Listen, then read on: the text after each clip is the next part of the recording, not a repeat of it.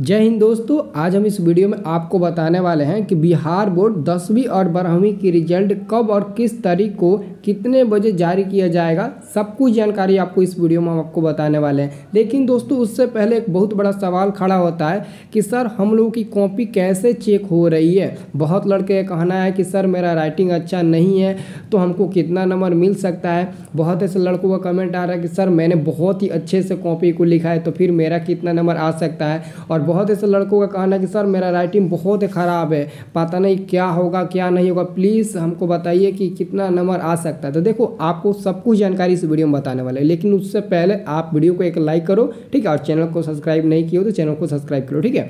तो चलो मैं स्टार्ट करता हूँ। सब कुछ आपको बताऊँगा कि जो अच्छे राइटिंग से लिखे उनको कितना नंबर मिलेगा, जो अच्छे राइटिंग से नहीं लिखे हैं उनको कितना नंबर मिलेगा, और जो मीडियम राइटिंग से लिखे उनको कितना नंबर मिलेगा, और आपका रिजल्ट जो है वो किस तारीख को लगभग जारी कर दिया जाएगा वो भी आपको बताने वाला है, ठीक है।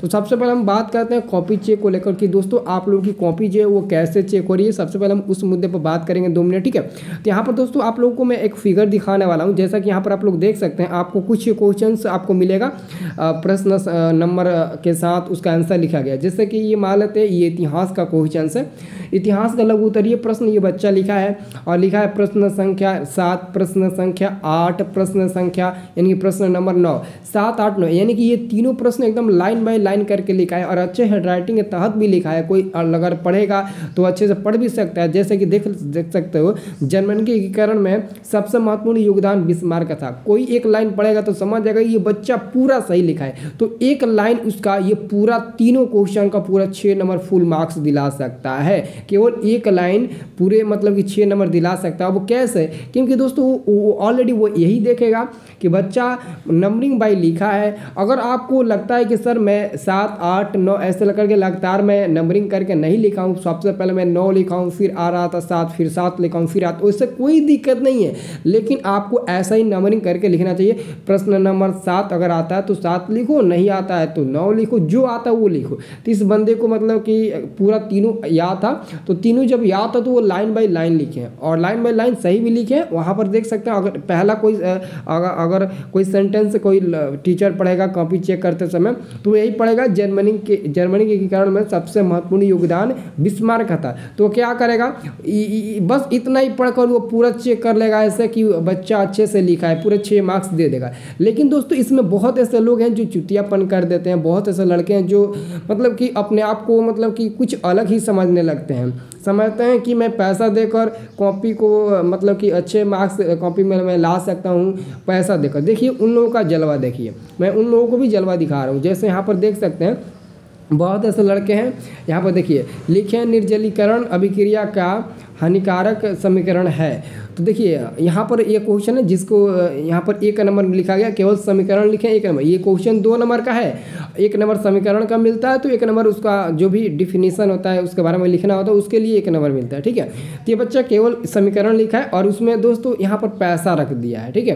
पैसा रखा दोस्तों ये नहीं मत समझिए कि सर मैं पैसा मतलब कि रख दिया हूँ तो कोई टीचर कॉपी जाँच करेगा देखेगा कि बच्चा पैसा रखा है तो वो नंबर उसको अच्छे नंबर दे देगा, लेकिन ऐसा बिल्कुल नहीं है। क्यों? क्योंकि दोस्तों आपको पता है कि आपकी कॉपी जो चेक होती है वो सीसीटीवी कैमरे के एकदम 100% निगरानी में चेक होती है, ठीक है। एकदम 100% श्योर सीसीटीवी कैमरे के निगरानी में कॉपी चेक होती है। अगर कोई टीचर पैसा लेकर जेब में रख भी लेता है और आपको मतलब कि कुछ अच्छा नंबर देने का कोशिश भी करता है तो सब कैमरे में कैद हो जाता है, ठीक है। तो ऐसा आप लोग बिल्कुल मत सोचिएगा। बहुत ऐसे लड़के घिनौने काम करते हैं।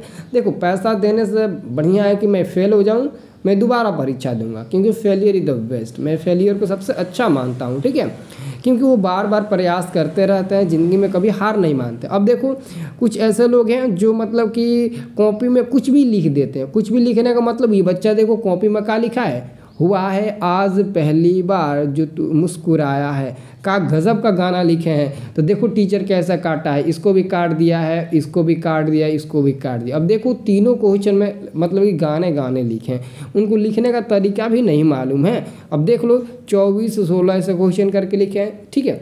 ये क्वेश्चन तो करके लिखे हैं 24, ठीक है। ऑलरेडी इनको नंबरिंग देने में भी मतलब कि गलत है, ये नंबरिंग में गलत दिया साथ में, तो समझ लो नंबरिंग की बात ही ना छोड़ो, समझ लो ये क्वेश्चन में देखो क्या लिखा है, थोड़ा सा भी अगर टीचर पढ़ेगा तो क्या लिखा है, हुआ है आज पहली जो ऐसा मुस्कुराया हूँ, तुझे देखा तो जाना है तुम्हें अपनी बनाने की। अब देखो ये गाना लिखा है, तो कोई इसको नंबर देगा?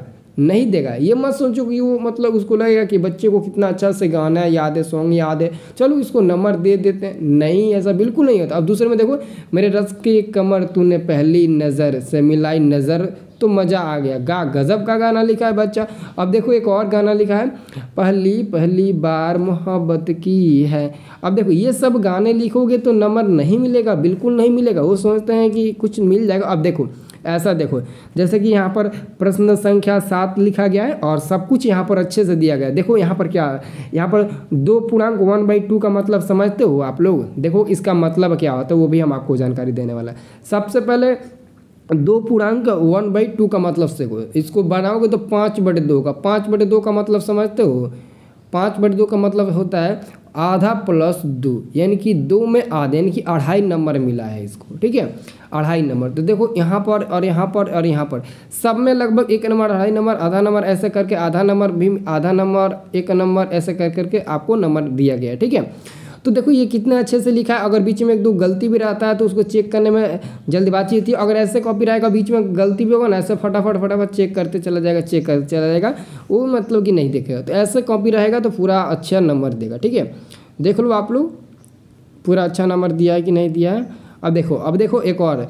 अब देखो ऐसे अगर राइटिंग आपका है, जैसे कि यहाँ पर देख सकते हैं, अगर आप थोड़ा सा भी मतलब अच्छे राइटिंग से लिखें, जैसे कि जो कॉपी चेक करते हैं अगर वो मतलब कि थोड़ा सा पढ़ भी लेता है तो आपको कुछ अच्छा नंबर दे देगा। देखो यहाँ पर गलती नहीं किया है, आपका राइटिंग देखा है और थोड़ा सा कहीं कहीं वो मतलब कि पढ़ लेगा, बीच में पढ़ लेगा, बीच में कहीं अनाज थी नहीं है, अतिरिक्त करण योगदान गया है, मतलब कि थोड़ा थोड़ा इसमें कहीं कहीं पढ़ लेगा ना, जो इतिहास से या फिर जो भी सब्जेक्ट है उससे मिलता जुलता होगा, तो वो क्या करेगा, ये अगर 2 नंबर का क्वेश्चन है, 5 नंबर का क्वेश्चन है ना, तो ये सही कर देगा। लेकिन आपको पूरा 5 नंबर नहीं देगा, 5 नंबर नहीं देगा, बस 4 नंबर देगा। अब सोचते हो कि सर राइटिंग से बस 1 ही नंबर करता है। जी बिल्कुल 1 ही नंबर करता है। एग्ज़ाम में राइटिंग मायने नहीं रहता है, आप लिखते हो क्या, ऐसा नहीं है। जो लड़का पढ़ने में अच्छा होता है उसका राइटिंग ख़राब होता है, ये नहीं बात है। हाँ ख़राब होता है, जो लड़का ज़्यादा पढ़ने में तेज़ होता है ना उसका राइटिंग थोड़ा ख़राब होता है, लेकिन उतना ख़राब नहीं होता है कि जैसे सामने वाला ना पढ़ पाए। ऐसा थोड़ी है, आप बच्चे थोड़ी ना हो कि आप एकदम ऐसा लिखोगे कि कोई पढ़ भी नहीं पाएगा, ऐसा नहीं है। आप देखो जैसे कि यहाँ पर देखो, यहाँ पर सर माफ़ करना क्योंकि, अब देखो अब नीचे देखो ये क्या गलती किया है, इसमें सब कुछ लिख दिया और नीचे यहाँ पर लिखा है, देखो क्या लिखा है, सर माफ़ करना क्योंकि बहुत गरीब आदमी बहुत गरीब हैं, लाचार आदमी हैं, आप कहे तो हम पैर पर गिर सकते हैं, लेकिन नंबर दीजिएगा। अरे वाह भाई क्या बात है, तुम तो बड़ी एक्सपर्ट हो। इसमें कुछ और लिखो, नीचे कुछ और लिखो, ये लिखने की क्या ज़रूरत है, इससे ही नंबर कट जाएगा। अब देखो ये कैसा लिखा है, जैसे कि लग रहा है कि आजकल के छोटे छोटे बच्चे लिखें, लेकिन फिर भी कुछ ना कुछ लिखे हो तो नंबर तो ज़रूर आपको मिलेगा।